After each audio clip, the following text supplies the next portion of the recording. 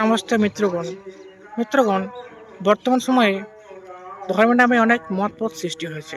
সেই মতপথের মধ্যে কিছু মতপথ যেমন ইসলাম, খ্রিস্টান, বৌদ্ধ, এরা আমাদেরকে একটা প্রশ্ন তোলে যে গরুকে আপনারা মাতা বলেন, কিন্তু ষাঁড়কে কেন পিতা বলেন না? এই যে তাদেরকে যে প্রশ্ন, এই প্রশ্নটা অনেকেই উত্তর দিতে পারে না, অনেক হিন্দু ভাইরা, এবং এর ফলে তারা চুপ হয়ে যায়। অনেকেই যুক্তি দিয়ে উত্তর দেয়, কিন্তু চেষ্টা করে, কিন্তু পারে না। চলুন তাদের যে চুলকানি, সেই চুলকানি একটু মিটিয়ে দিই। আমরা অনেক সময় ডক্টর আম্বেদকরকে বাবা সাহেব আম্বেদকর বলি। তাহলে কি তিনি আমাদের মায়েদের কি বিয়ে করেছিলেন? অবশ্যই করেননি। তবুও তাকে বাবা বলা হয়, কারণ এটি হচ্ছে সম্মানসূচক উপাধি। দ্বিতীয়ত, ইসলাম ধর্মে মুসলিম ও সমাজে নবীর স্ত্রী খাদিজা ও আয়েশাকে মা বলা হয়েছে। কেন বলা হয়েছে?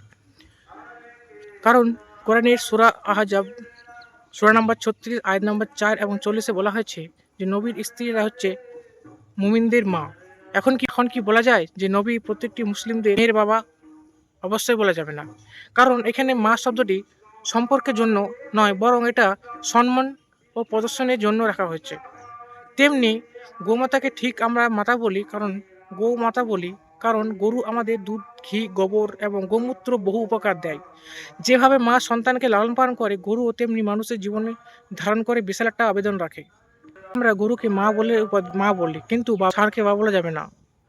অতএব গোমাতা বলার অর্থ জৈবিক সম্পর্ক নয়, এটা হলো একটা শ্রদ্ধা এবং কৃতজ্ঞতা ও সম্মান প্রদর্শনের প্রতীক। যেভাবে মুসলিম ভাইয়েরা আমাদের নবীর স্ত্রীকে মা বলে ডাকেন, কিংবা সমাজের আম্বেদকরকে বাবা সাহেব আম্বেদকরকে বলে ডাকেন, তেমনি আমরা গরুকে মাতা বলে ডাকি।